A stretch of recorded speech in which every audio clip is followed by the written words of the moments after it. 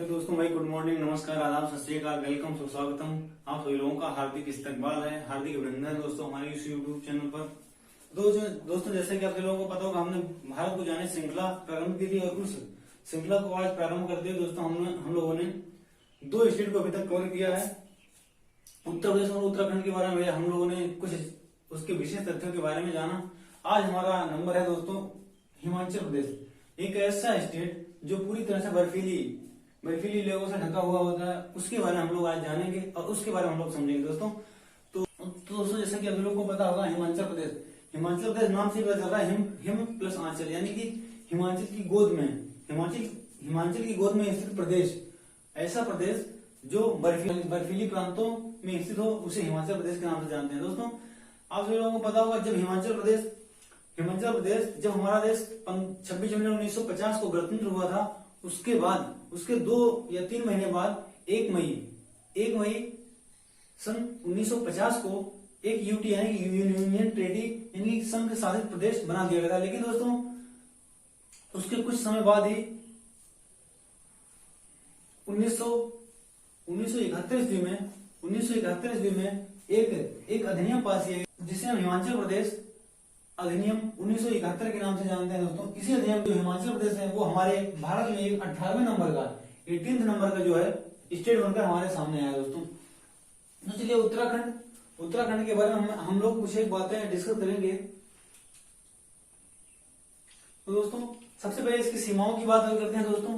तो उत्तराखंड बेसिकली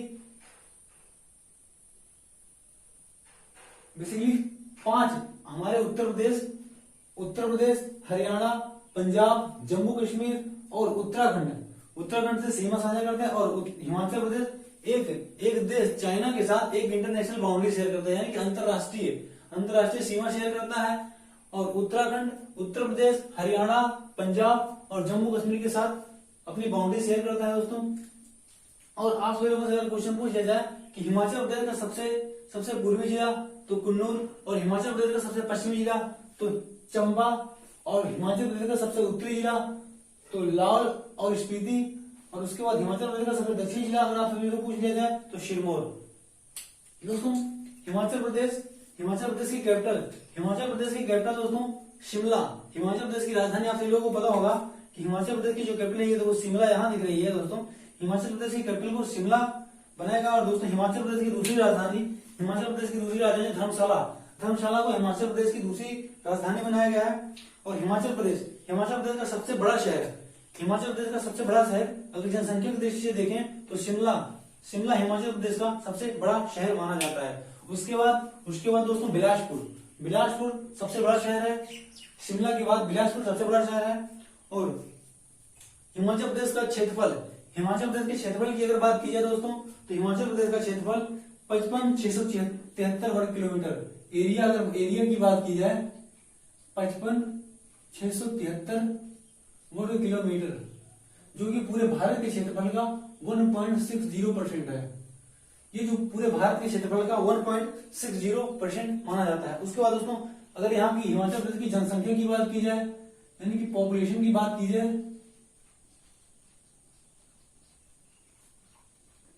हिमाचल प्रदेश की पॉपुलेशन की अगर यहाँ की जनसंख्या की बात की जाए दोस्तों, तो 68,64,603 यहाँ की जनसंख्या, जो कि हमारे भारत की जनसंख्या का 0.05% माना जाता है। 0.05% माना जाता है। हिमाचल प्रदेश की पॉपुलेशन 68,64,603 है। और यहाँ की पॉपुलेशन भारत की पॉपुलेशन की 0.05% मानी जाती है। और दोस्तों हिमाचल प्रदेश का जो जनघनत्व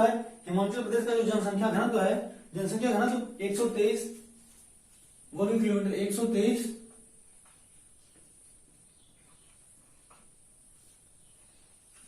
यानी कि 1 किलोमीटर में 123 लोग निवास करते हैं। दोस्तों हिमाचल प्रदेश में 1 किलोमीटर में अगर देखा जाए जनघनत्व की बात की जाए तो 123 वर्ग किलोमीटर माना जाता है दोस्तों। और हिमाचल प्रदेश का एरिया की दृष्टि से अगर देखा जाए तो सबसे बड़ा डिस्ट्रिक्ट लाहौल और स्पीति है। हिमाचल प्रदेश के एरिया की दृष्टि से अगर देखा जाए तो सबसे बड़ा डिस्ट्रिक्ट लाहौल और स्पीति है। और हिमाचल प्रदेश का दोस्तों आप लोगों को पता होगा, हिमाचल प्रदेश ऐतिहासिक दृष्टि से बहुत ही इंपॉर्टेंट डिस्ट्रिक्ट माना जाता है। इसे देवभूमि के नाम से भी जाना जाता है।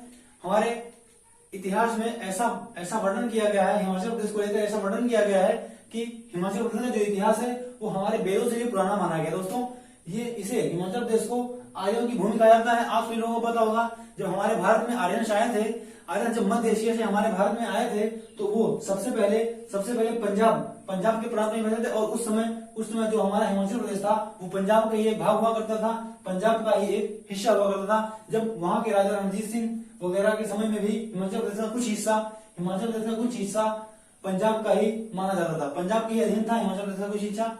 इसीलिए हमारे हिमाचल प्रदेश का जो इतिहास है वो हमारे वेदों से भी पुराना माना जाता है। उसके बाद दोस्तों हिमाचल प्रदेश की जो आर्थिक अर्थव्यवस्था है, हिमाचल प्रदेश की अर्थव्यवस्था मेनली तीन चीजों पर निर्भर करती है। हिमाचल प्रदेश की अर्थव्यवस्था कृषि और पर्यटन और पनबिजली पर निर्भर करती है। दोस्तों हिमाचल प्रदेश में 69% लोगों को रोजगार कृषि के द्वारा मिलता है। 69 यानी 69% लोगों को रोजगार हमें कृषि के द्वारा मिलता है। और यहाँ पर आप सभी लोगों को पता होगा कि बहुत सारे पर्यटन स्थल हैं हिमाचल प्रदेश में, बहुत सारे घूमने के स्थान है, पर्यटन स्थल है, जिससे हमारे उत्तराखंड की आर्थिक अर्थव्यवस्था मजबूत बनी रहती है। यहाँ के पर्यटन स्थल जैसे आप लोग देख लीजिए, शिमला है, कुल्लू है, मनाली है, शिमला है, धर्मशाला है, ऐसे तमाम बहुत सारे पर्यटन स्थल हैं जिससे हमारे हिमाचल प्रदेश की आर्थिक अर्थव्यवस्था स्ट्रॉन्गेस्ट बनी रहती है। दोस्तों उसके बाद अगर हम लोग बात करते हैं तो हिमाचल प्रदेश के प्रति व्यक्ति आय के अनुसार भारत का 15वां स्टेट है। जो प्रति व्यक्ति आय का आकलन अगर हम लोग करें हमारे भारत में, तो उसके अनुसार जो हिमाचल प्रदेश है वो हमारे भारत का 15 नंबर का स्टेट है, 15 नंबर का राज्य है। दोस्तों हिमाचल प्रदेश ट्रांसपेरेंसी इंटरनेशनल 2015 के अनुसार केरल के बाद सेकंड नंबर का सबसे कम भ्रष्ट स्टेट है। यानी कि ऐसा दूसरा स्टेट है जो सबसे कम भ्रष्ट है, उसे हिमाचल प्रदेश के नाम से जाना जाता है। जो ट्रांसपेरेंसी 2005 के अनुसार के सर्वेक्षण के अनुसार हिमाचल प्रदेश केरल के बाद सबसे कम भ्रष्ट राज्य माना जाता है। उसके बाद दोस्तों ऐतिहासिक दृष्टि की अगर हम लोग बात करें हिमाचल प्रदेश के, तो हिमाचल प्रदेश की ऐतिहासिक दृष्टि में शिमला हिल स्टेशन की स्थापना की गई थी और जिसकी अध्यक्षता मंडी के राजा जोगेंद्र सेन कर रहे थे। दोस्तों उसके बाद 1950 ईस्वी में प्रदेश में यानी कि हिमाचल प्रदेश पुनर्गठन राज्य अधिनियम पारित किया गया था। हिमाचल प्रदेश पुनर्गठन अधिनियम 1950 में पारित किया गया था और 1954 में बिलासपुर को भी इसमें जोड़ा गया। जो बिलासपुर है दोस्तों, बिलासपुर 1954 में जोड़कर इसका हिमाचल प्रदेश का 5वां स्टेट यानी कि 5वां डिस्ट्रिक्ट बनाया गया था। उसके बाद दोस्तों 1 मई 1960 को किन्नौर जिले का गठन किया गया था। दोस्तों ये जो किन्नौर जिला है 1 मई 1960 को किन्नौर जिले का गठन किया गया था, यानी कि इसको हमारे हिमाचल प्रदेश में मिलाया गया था। उसके बाद दोस्तों हम लोग बात करते हैं 1966 ईस्वी में 1966 ईस्वी में 5वां पुनर्गठन आयोग पारित किया गया था। 5वां पुनर्गठन आयोग पारित किया गया था 1966 में। दोस्तों 1966 में पंजाब का पुनर्गठन करके पंजाब के कुछ हिस्से को हिमाचल प्रदेश में शामिल किया गया था। दोस्तों पंजाब के कुछ हिस्से को हिमाचल प्रदेश में शामिल किया गया था। उसके बाद दोस्तों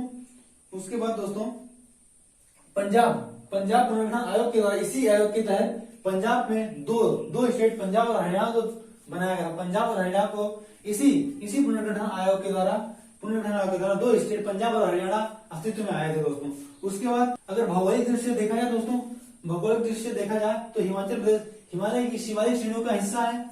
हिमालय की आप लोगों को पता होगा 3 श्रेणियां होती हैं, बृहद, लघु और शिवालिक हिमालय। तो दोस्तों हिमाचल प्रदेश जो हिमालय की बृहद नहीं दोस्तों, हिमाचल प्रदेश हिमालय की शिवालिक श्रेणियों का हिस्सा माना जाता है।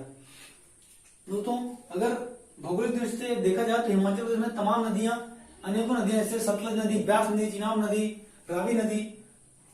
दोस्तों हिमाचल प्रदेश में मुख्य 5 प्रकार की नदियां दोस्तों, चिनाब नदी, जिसे हम प्राचीन काल में यानी वेदों में, ऋग्वेद में चिनाब नदी को अश्विनी के नाम से जानते हैं, और रावी नदी को हम लोग इरावदी के नाम से जानते हैं, और सतलज नदी को शतुद्री नदी के नाम से जानते हैं। चिनाब नदी को हम अश्विनी के नाम से जानते हैं, रावी नदी के नाम से जानते हैं, और सतलज नदी को हम लोग शतुद्री नदी के नाम से जानते हैं दोस्तों।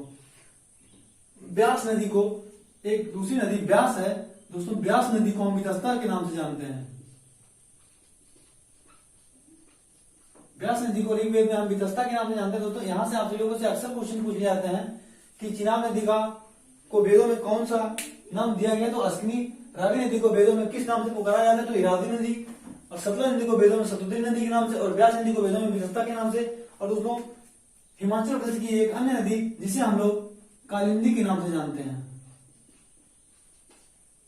दोस्तों, ये यमुना, कालिंदी को यमुना प्राचीन काल में यमुना के नाम से जानते हैं, लेकिन ये दोस्तों अलग दूसरी नदी है। ये वो वाली कालिंदी है जिसे हम यमुना के नाम से जानते हैं दोस्तों। ये अलग कालिंदी है और यमुना अलग कालिंदी है दोस्तों। उसके बाद राज्य में 2 नेशनल पार्क्स और 36 वन्यजीव अभ्यारण्य है। हिमाचल प्रदेश में 2 नेशनल पार्क्स और 36 वन्यजीव विहार है, यानी वन्यजीव अभ्यारण्य है दोस्तों। 2 नेशनल पार्क दोस्तों, दो नेशनल पार्क दोस्तों। पहला नेशनल पार्क की बात करें अगर दोस्तों,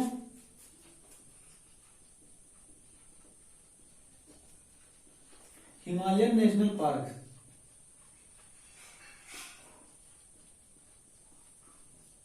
कुल्लू दोस्तों। और सेकंड नंबर का नेशनल पार्क की बात करें अगर दोस्तों हम लोग, सेकंड नंबर के नेशनल पार्क की बात करें हम लोग, तो pin valley national park, pin valley national park, pin valley national park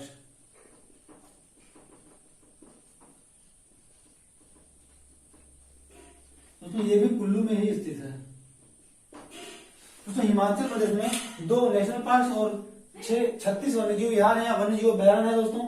Himalayan national park और पिन वैली नेशनल पार्क। वैसे तो दोस्तों हिमाचल प्रदेश में मुख्य 5 नेशनल पार्क माने जाते हैं, लेकिन दोस्तों ये 2 बहुत ही इंपॉर्टेंट है, यहाँ से अक्सर क्वेश्चन पूछे जाते हैं, इसलिए इन दोनों को आप लोग याद रखिएगा। उसके बाद दोस्तों हिमाचल प्रदेश में अगर सड़कों की बात करें दोस्तों, तो 1948 के हमारा देश जब आजाद हुआ था उसके 1 साल बाद 1948 में हमारे हिमाचल प्रदेश में केवल और केवल 288 किलोमीटर सड़क थी दोस्तों। 1948 से पहले 1948 से पहले हमारे हिमाचल प्रदेश में 288 किलोमीटर, मात्र 288 किलोमीटर सड़कें थी। लेकिन दोस्तों अगर 2007 अभी 1948 के बाद जब से हमारा देश आजाद हुआ उसके बाद से अगर देखा जाए दोस्तों, तो उसके बाद से 2007 में एक आकलन किया गया था दोस्तों। उस आकलन के अनुसार 30,264 किलोमीटर सड़कें अभी भी वर्तमान में हमारे भारत में 30,264 किलोमीटर सड़कें हमारे हिमाचल प्रदेश में। अब यानी कि 2007 के आंकड़ों के अनुसार अगर देखा जाए तो हमारे भारत में 30,264 किलोमीटर हिमाचल प्रदेश में सड़कें बनी हुई है दोस्तों। उसके बाद दोस्तों अगर हम लोग बात करते हैं तो पनबिजली की दोस्तों, हमारे हिमाचल प्रदेश में मेनली 2 पनबिजली हैं दोस्तों, 2 पनबिजलियां हैं दोस्तों। नंबर एक दोस्तों, नंबर 1 पर दोस्तों अगर हम लोग नंबर 1 की बात करें दोस्तों, तो नंबर 1 में है दोस्तों पौंग बांध परियोजना। पौंग बांध परियोजना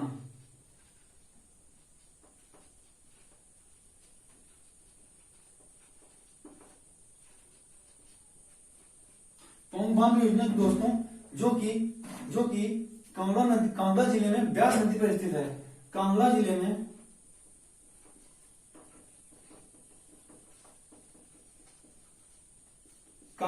ब्यास नदी पर स्थित है दोस्तों। और दूसरे पनबिजली की बात की जाए अगर दोस्तों, तो भाखड़ा परियोजना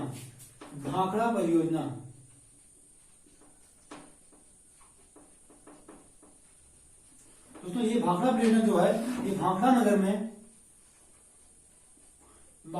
सतलज नदी पर स्थित है दोस्तों ये जो भाखड़ा परियोजना है, ये पूरे एशिया की, ये हमारे पूरे एशिया की सबसे ऊंचाई पर स्थित परियोजना है।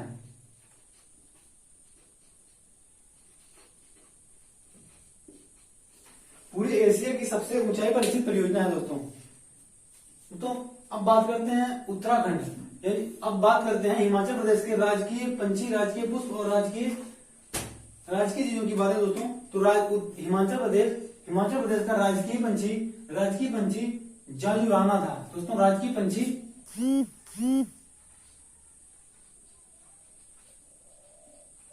दोस्तों हिमाचल प्रदेश का राजकीय पंछी जाजुराना, हिमाचल प्रदेश का राजकीय पशु हिम तेंदुआ, और दोस्तों हिमाचल प्रदेश का राजकीय फूल गुलाबी गुलांश पुष्प,